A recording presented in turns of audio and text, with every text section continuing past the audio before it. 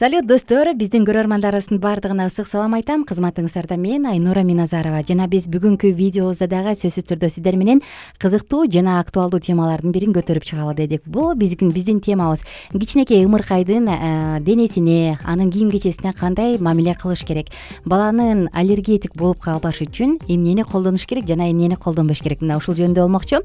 Жана албетте биздин төрүбүздө коногубуз бар. Бүгүнкү биздин темабызга сонун жооп бере турган коногубуз эне жана баланы коргоо улуттук борборунун педиатр аллергологу Калия Туратбековна. Саламатсызбы? Саламатчылык. Ден соолугуңуз, иштериңиз жакшыбы? Рахмат, жакшы баары.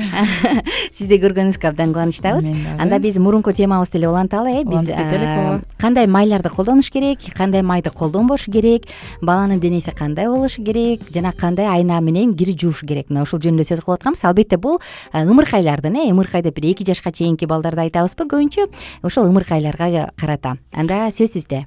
Ымыркай балдардын денеси өтө жумшак болуш керек, эч качан кургабаш керек. Нымдалышып туруш керек. Нымдалышып туруш керек да. Нымдалбаш үчүн биз кургап калбаш үчүн биз эмне кылабыз? Биз биринчиден туура айтып кеттиңиз, кандай порошок менен колдонуу. Бул гипоаллергенный порошоктор менен колдонуу, кичинекей балдардын кийимдерин жанакы көргүлөр барго, кийимдерди чоң адамдын кийимдерин да кичинекей балдардын аралаштырып туруп эле машинкага салып туруп машинка жууп коет депчи. Жок. Кичинекей балдардын кийимдерин сөзсүз мындай өзүнчө жууш керек, чоң кишилердин кийимдерин аралаштырбаш керек. Ал баланын өзүнүн гипоаллергенный порошогу болуш керек, самында болуш керек. Андан кийин машинкага жууп эле, колго эле жууган аракет болсо, колго эле жууш жакшы да. Бул көбүнчө мындай кичинекей жана жаңы төрөлгөн балдарга да, кичине чоңураак болсо уже мындай машинкага салса деле, бирок мындай өзүнчө эле жууш керек да, чоң адамдын кийимдерин аралаштырбай.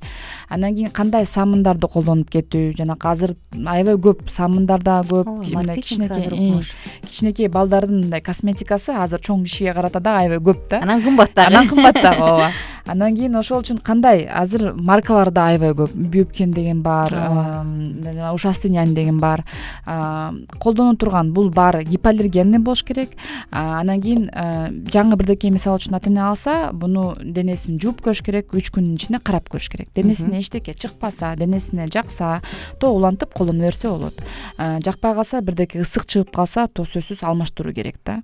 Андан кийин денесин кандай кремдер менен, эмне менен жумшартса болот? Бул жанакы жумшаткан кремдер көп, өтө мурунку эфирде деле айтып кеткем, түрлөрүн дагы аттарын да айтып кеткем, бирок дагы эскертип кетейин, сөзсүз түрдө бул кремдерди денеге аябай мынтип прям шыбап неметпеш керек да. Анткени биздин кожабыз аябай өтө жумшак, эң үстүндө мындай барьерный, защитный слой кожи деп бар.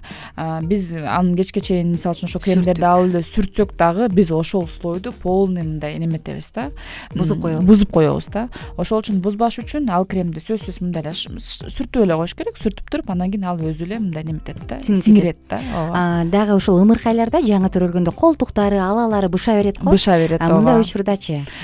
Бул сөзсүз түрүндө неме, баланын кийимдерин бат-баттан алмаштырып туруш керек да. Андан кийин бала өзүңүз билесиз, мындай эмчек эме өткөндө да аябай күч келтирип, мындай тердеп баштайт да. Ошо тер дегенде дагы бала тердесе сөзсүз кийимдерин алмаштырып, ал кызарып турган ошо суланып калган жерлерин кургатып туруп, крем сүйкөп койсо деле болот да. Анткени ал кургагандан кийин ал кызарып өтө күчөп кетет, андан кийин дагы күчөп денесинин баарына дагы айланып кетиши мүмкүн да. Ошол үчүн биринчиден бул кургатуу керек да, кийимдерин убакыт сааты менен алмаштырып туруш керек да.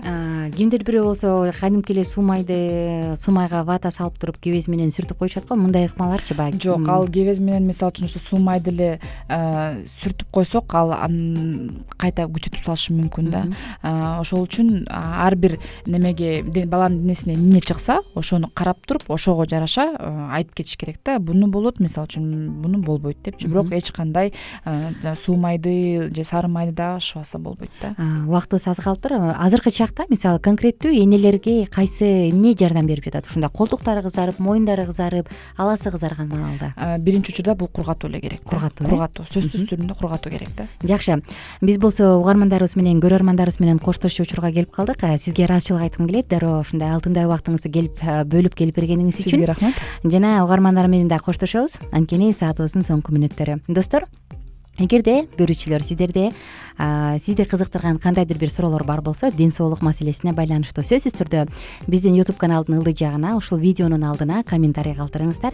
Жоопсуз калтырбаганга аракет кылабыз. Кайрадан көрүшкөнчө.